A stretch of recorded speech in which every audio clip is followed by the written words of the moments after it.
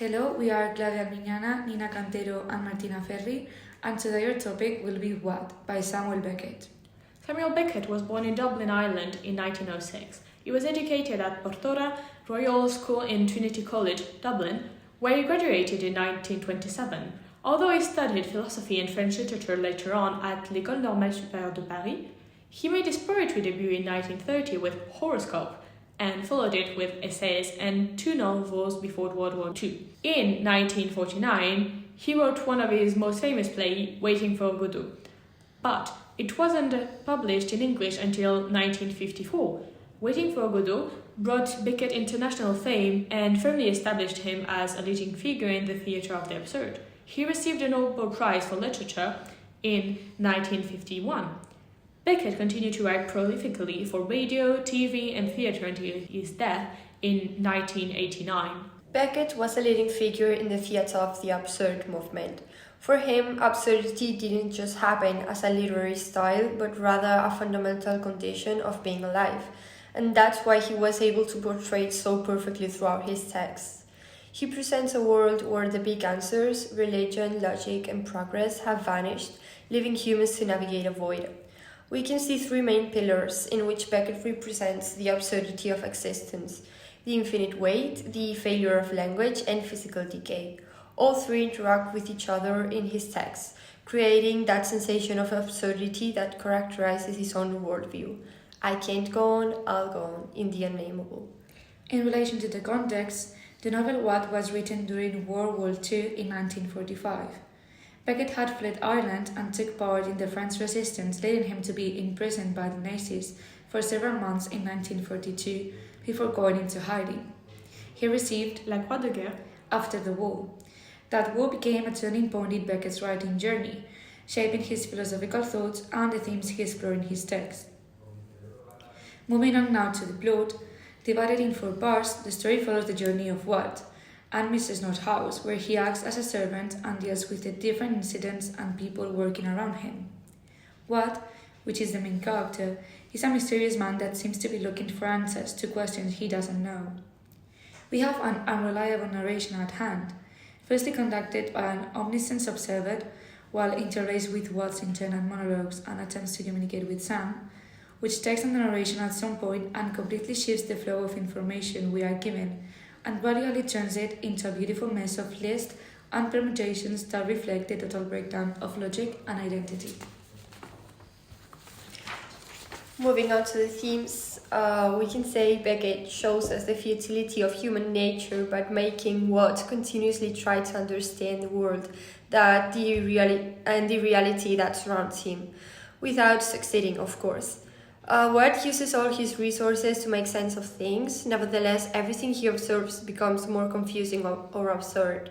Beckett wanted to show us that human beings try to find purpose in the world, but sometimes the effort is not enough, because the world itself is unclear and chaotic. With the character of Watt states that tools as language or routine sometimes are not strong enough to make us understand or rationalize the existence. And it's not a matter of our weakness, but rather because the big answers of existence, as the universe, don't always have the answer.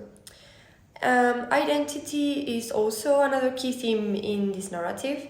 Watt slowly loses himself as he tries to understand the world around him. He becomes disconnected from his personality.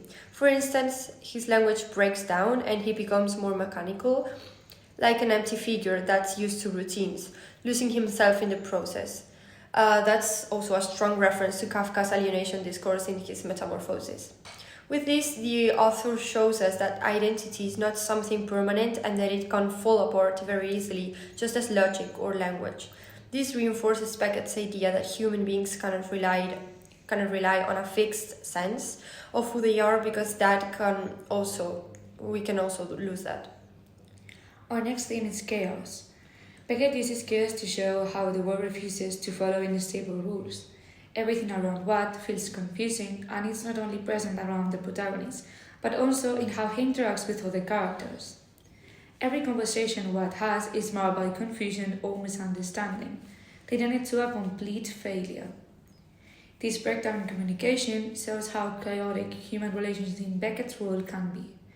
He uses these interactions to show that even when people try to create a connection with someone, the result is always disorder rather than clarity. And another relevant theme we find in Beckett's text is repetition. In the novel, repetition is used to show how life can become tedious and mechanical. Walt repeats actions, thoughts, following a routine that ends up feeling robotic. And at the same time, these repetitions make Walt seem like he is losing his mind and the sense of reality, which in fact he does. The message that Beckett leaves behind with this continuous display of monotony is how thin is the line between routine and complete madness, and how losing ourselves at the end become meaningless if you end up without answers. Beckett perfectly depicts a world that constantly breaks. Through repetition, chaos, and the constant failure of understanding anything, Walt's experience reveals how uncertain human existence can be, making us remember that sometimes the search for answers can lead us nowhere. To move on to storytelling, to understand Beckett's storytelling, first we need to look at his influences. First and foremost, we need to talk about James Joyce, who Beckett met in Paris in 1928 at a conference given by the author when Beckett was a student and aspiring writer. As a mentor and friend, Joyce deeply inspired Beckett, especially when it comes to Joyce's innovative writing techniques. Beckett was so subjugated by Joyce's work that he decided to write in French instead of English, despite French not being his mother tongue, as he believed he could never write as well as Joyce in English. Having studied French literature, it only made sense that French work inspired him. In 1953, he wrote about Jean Racine's Berenice to Thomas McGravy. There, too, nothing is happening. They only talk, but what words and what diction. We also have a direct reference to Candide by Voltaire, page 34. The celebrated conviction that all is well, or at least for the best. Not only is France omnipresent in the characters and the language, but deep in the idea of the text. Beckett being an educated scholar, it would be difficult to enumerate all his inspirations.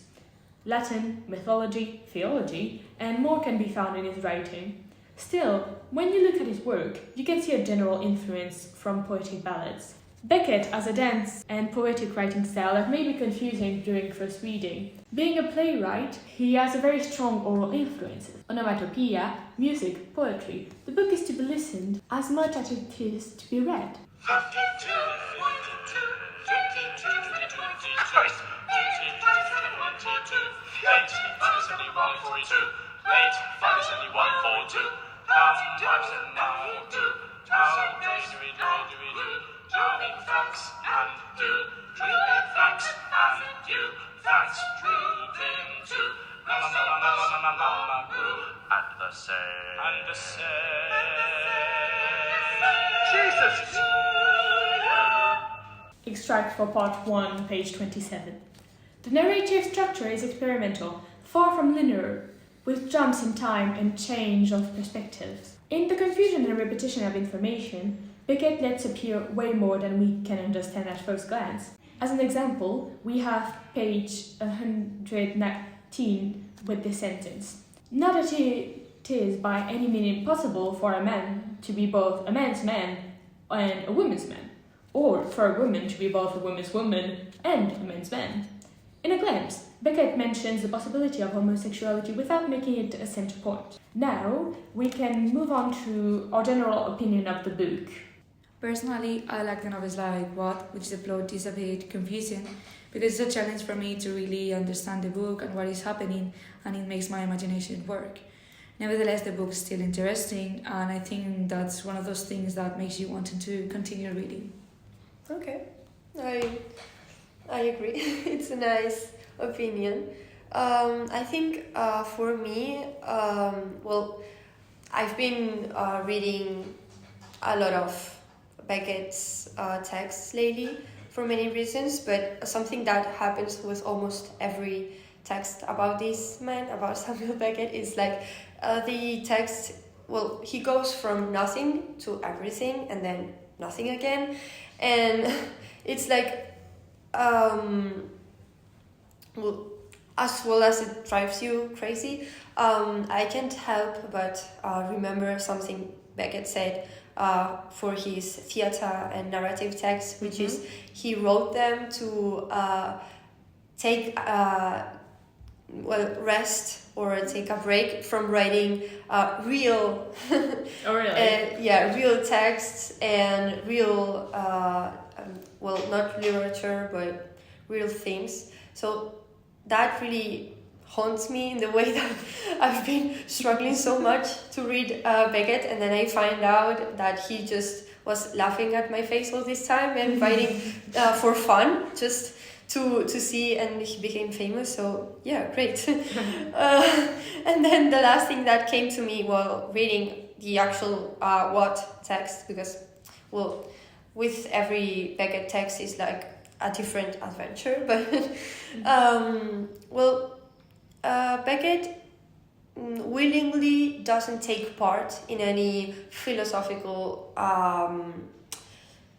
way of thinking or theory, but existentialism really hits in what, and I couldn't help but remember Schopenhauer's existentialism while I tried to make something out of the text. So I thought it was very hard but very rewarding to read it. Yeah, definitely. I think although he may be not standing on a philosophical school, in the end maybe theater of the absurd is its own school as well. I know I've been when I've been reading and listening to it, I was thinking of the correlation between the Dada movement in art and the theater of the absurd. Basically, the Dada movement came after the war, and people was thinking, what is the point? Nothing matters. And then it became the expression for the expression, and without actually looking for things. And that feels a bit like this as well. I mean, I know he's also... Yeah, it feels like the text, like the soul text becomes the point of reading. Definitely. It's Beckett. like its own work of art. Even to just look at something I found really interesting was, for me, more the style than the story. Yeah. Because when you would look at the text, it would be visually interesting as well. You would have different different letter obviously, but paragraph that would be very condensed, but then you would have moving, you would have verses. So we mentioned the oral part of it, but it also has kind of a visual aspect.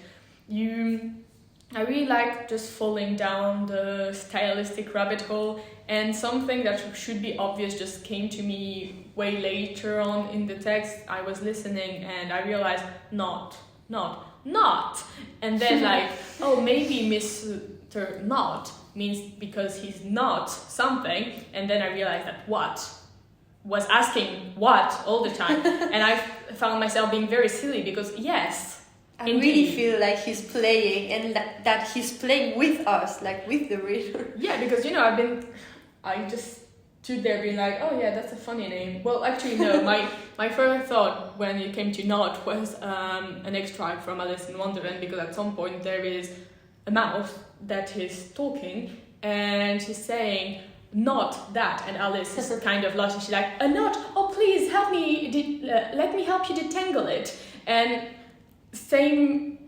I am a big fan of Alice in Wonderland, and I think the same idea, although it's on a more simple style in the nonsense fiction, is that in Alice in Wonderland, every conversation she has leads to absolutely nothing. And this is, she keeps asking for help and asking people to explain what's going on, because the whole bit is that what's different from absurdism is that she's just in another plane of existence because she's growing up and she doesn't know those rules. And now when we jump into absurdism, we realize there is no rule. There is no rule and nothing makes sense, and we're here because we're here.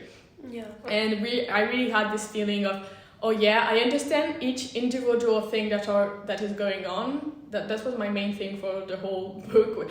But I don't understand what is going on. Globally, Because yeah. nothing is going on in the end. Really, I mean, yeah. a few things, but not that much. Yeah. So I think we can agree we all had a hard time, but a good time at the same time. Yeah, I had a great time. It was tiring. Yeah, mentally tiring.